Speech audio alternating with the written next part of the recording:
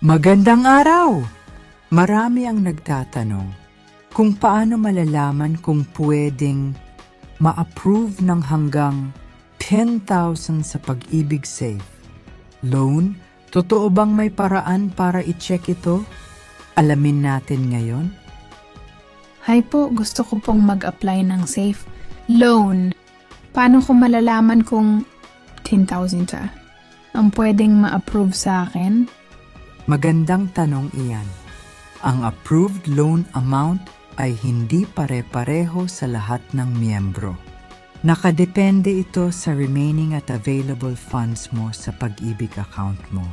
Kabilang sa mga maaring isaalang-alang ang iyong pagiging eligible sa programa, ang iyong contribution records at iba pang qualification requirements.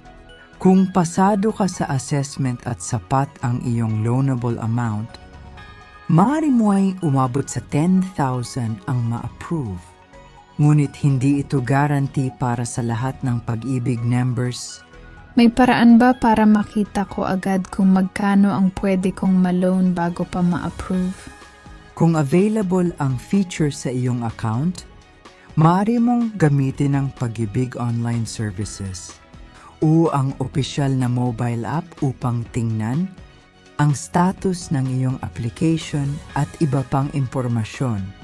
Maaari ka ring bumisita sa pinakamalapit na Pag-ibig branch para sa opisyal na assessment.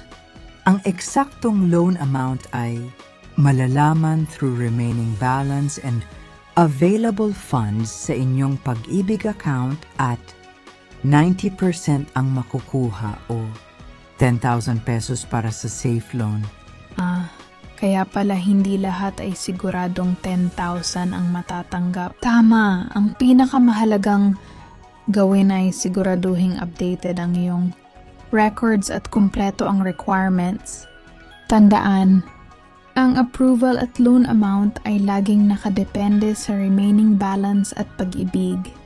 Kung gusto ninyo ng mas marami pang updates tungkol sa Pag-ibig, SSS, PhilHealth at iba pang government benefits, huwag kalimutang i-follow ang aming page.